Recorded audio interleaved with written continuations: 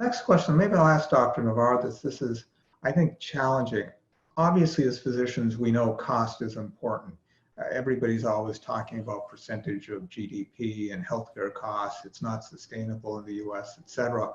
But how do you personally think about cost when you're making treatment decisions for that individual patient in front of you? And how does that tie into the issues of accessibility and so forth?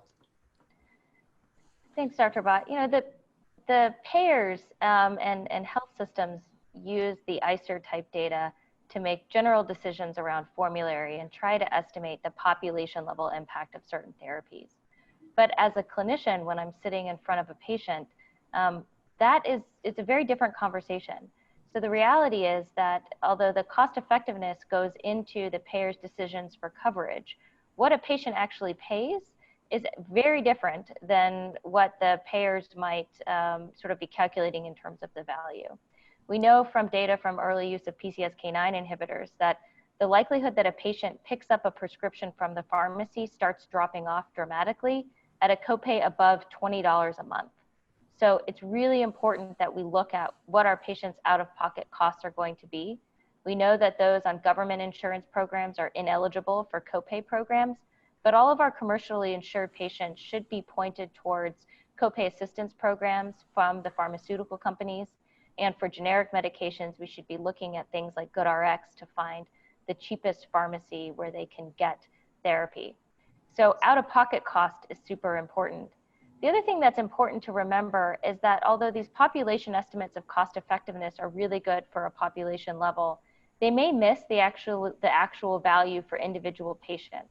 So there's a lot of noise in the risk estimate for a certain patient, and they may not have all of the typical risk factors, but may have other risk factors that would increase their risk.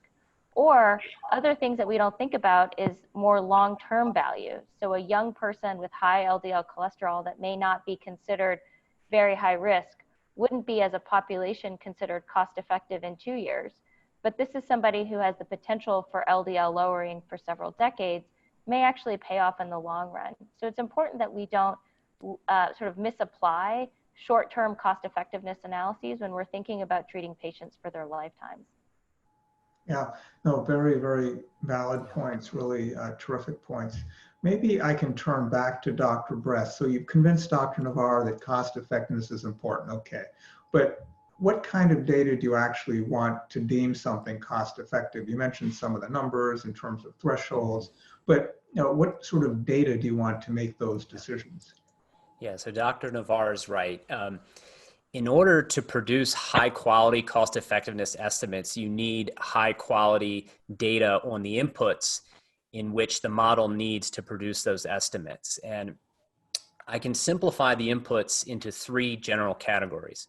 The first is the effectiveness inputs, which are usually the relative effects of the treatments you're comparing. So treatment A versus treatment B on all of the downstream health outcomes we care about, inclusive of both beneficial harm outcomes, but both beneficial and harmful outcomes.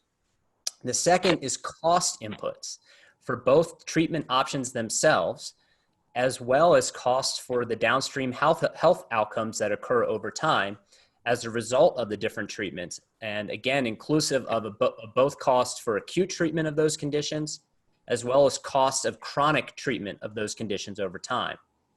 And then the third component is the utility values. And these are important for the assessment of the quality adjusted life years. So as different health states occur over time, we need to apply these utility values to create an accurate estimate of qualities. So in summary, we need good data on the effectiveness of the treatments on both beneficial and harm outcomes. We need cost inputs for the treatments themselves, as well as the events that are incurred or prevented over time. And then we need utility values to get a good assessment of length and quality of life during the duration of the model. And these inputs, Dr. Bott, can come from numerous sources which have a range of quality, starting with randomized trials and systematic reviews and meta-analysis of randomized trials, and then observational analyses, healthcare and medication cost data, and qualitative data on health-related quality of life.